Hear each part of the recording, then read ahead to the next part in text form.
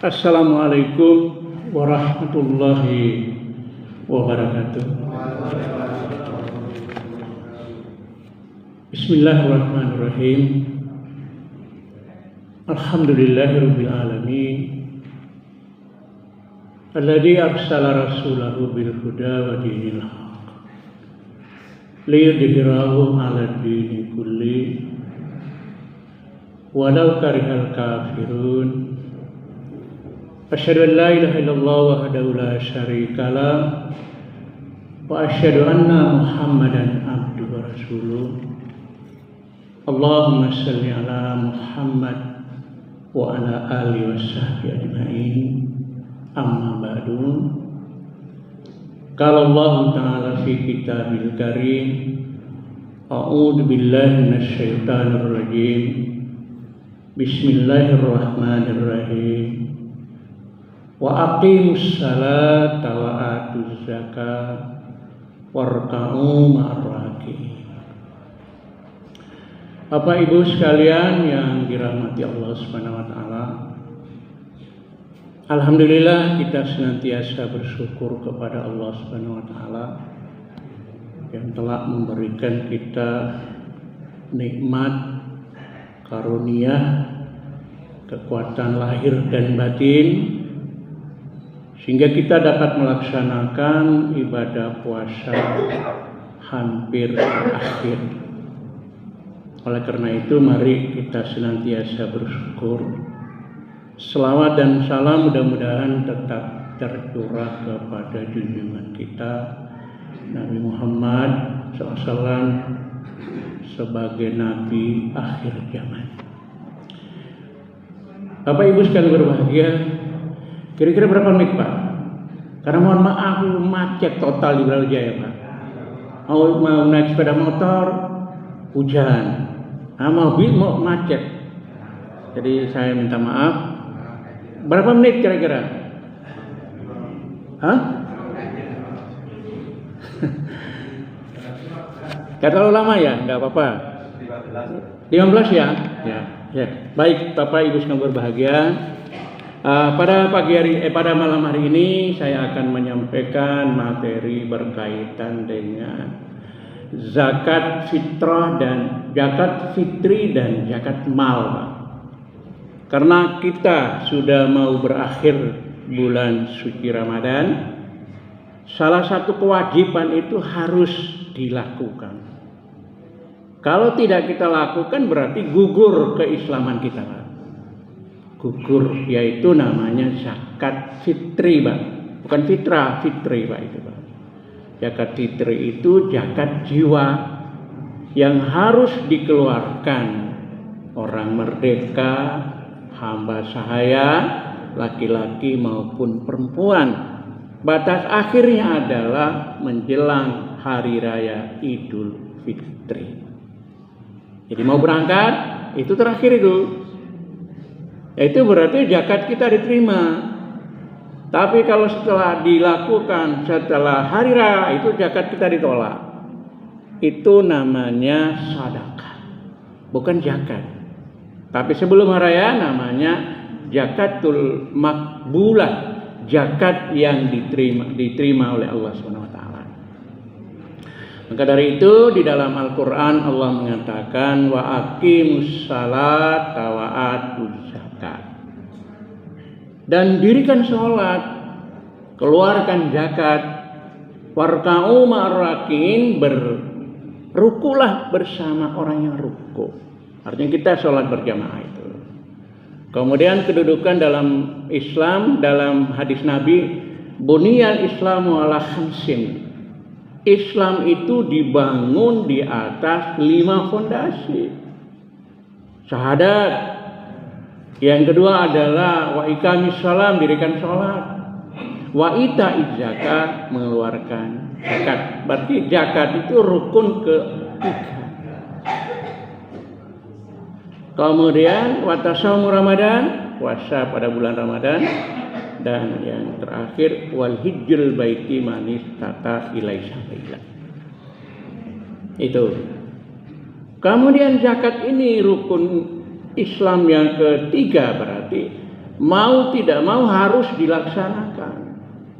Kalau kita puasa tiap bulan ini, 1 bulan ini, tapi kita tidak mengeluarkan zakat, sementara kita punya kemampuan, itu Islamnya gugur itu, puasanya tidak diterima oleh Allah Subhanahu Wa Taala itu, maka harus dikeluarkan tidak banyak Pak itu Pak.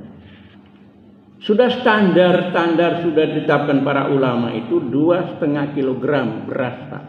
Kalau di dalam hadis Nabi itu sa'an tamrin wa sa'an syair. 1 sa'a kurma, 1 sa'a syair itu adalah gandum. Itu harus dikeluarkan itu. Nah, 1 sa'a di sini menurut para ulama itu 2,5 kilogram makanan pokok. Jadi kalau orang Arab kan makan kurma, tamar, syair itu adalah gandum. Lah kita ini di sini makan nasi ya, beras harus keluarkan beras Pak. Kan hadisnya itu makanan pokok, bukan uang Pak itu Pak. Kalau diuangkan jadi 37,5. Kalau misalnya beras yang kita makan itu 15.000 per kilogram, maka hitungnya 37,5, 500 itu. Tapi yang lebih bagus itu keluarkan beras Pak. Beras, jangan uang Pak itu. Karena dalam hadis itu beras, walaupun para pendapat ulama itu membolehkan uang, tapi hadisnya itu makanan pokok. 2,5 kilogram. Nah, apakah hanya beras saja? Memang di dalam hadis itu beras saja, makanan pokok. Tapi kalau kita juga tidak menutup kemungkinan untuk mengeluarkan infak dan sedekah. Ayu sedekah itu afdalu. Sedekah mana yang paling afdal? Sedekah di Ramadan. Sedekah pada bulan Ramadan. Jadi kalau kita sudah mengeluarkan zakat fitr, sisihkan uang 50.000 kah, 100.000 kah, nanti disisihkan oleh panitia untuk menambah, bukan zakat tapi menambah pemberian kita kepada orang yang menerima zakat, agar mereka bisa beli LPG kah, beli sayur-sayur. Kan tidak mungkin makan beras toh Pak, tidak mungkin, itu harus ada tambahan itu. Dan itu pernah saya praktekkan itu. Saya kan pernah jadi 7 tahun jadi takmir Al-Ikhlas Jalan Raya Langsek. Kita praktekkan itu. Jadi apa fungsi daripada zakat fitri? Fungsinya ada 2 saja Pak. 1 lisaimi lagwi minerafas. Nah, zakat yang kita keluar itu adalah fungsinya adalah mungkin bapak-bapak dalam bulan Ramadan itu ngerumpi misalnya. Ya. Ada yang ngomong yang kotor, atau mungkin ajak berentang gitu. Itu tidak akan membatalkan puasa. Membatalkan puasa itu makan, minum, kemudian hubungan biologis.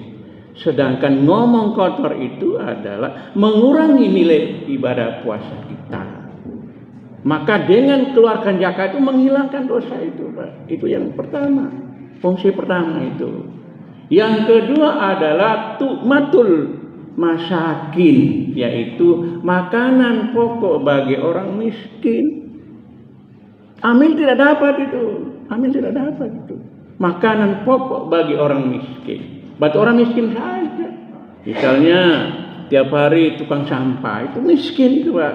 Walaupun dia mendapat gaji tapi di bawah standar kan. Mungkin guru-guru ngaji dari Pemkot hanya 250.000 per bulan Pak. Ya, lumayan itu, masih ada perhatian Pemkot itu Pak. Itu termasuk kategori miskin itu. Sabilillah, pejuang-pejuang agama Allah, mereka itu berhak mendapat zakat. Itu yang pertama. Dan yang kedua, zakat mal. Mal itu harta Pak. Mungkin ada yang pegawai negeri, ada yang dosen, ada yang profesor, ada yang doktor, ada yang pengusaha, ada yang mungkin kontraktor.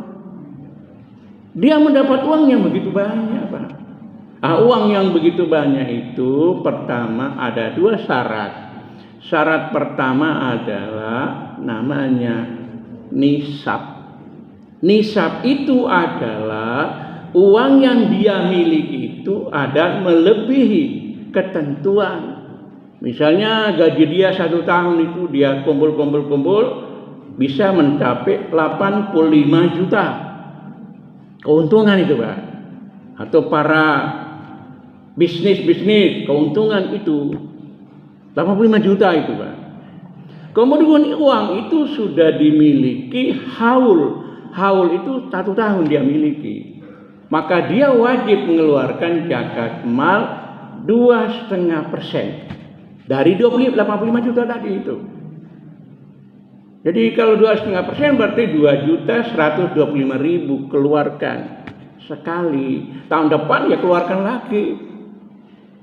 Ada saya waktu khotbah kemarin ditanya, gimana Pak? Misalnya ada seorang pegawai negeri, uangnya kan dikumpulkan. Setelah menjelang pensiun, uangnya dicairkan, boleh dicairkan. Tapi melebihi 100 juta, itu keluarkan zakatnya itu Pak. Keluarkan zakatnya itu 1 kali saja. Beda dengan zakat yang dia lakukan itu, harta yang ia lakukan itu, bisnis kan.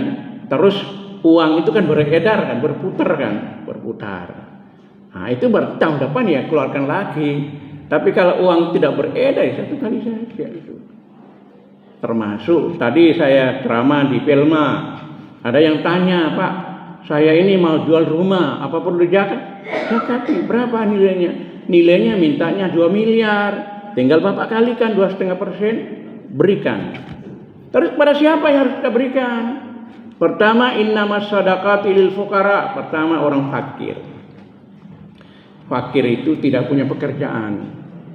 Mungkin sudah tua, hanya ingin mendapatkan belas kasihan orang. Itu fakir namanya. Yang kedua, miskin. Miskin itu cuma termasuk kategori orang yang mendapat zakat fitri tadi. Kemudian yang ketiga itu amil. Amil itu orang yang mengurus zakat. Kategori panitia.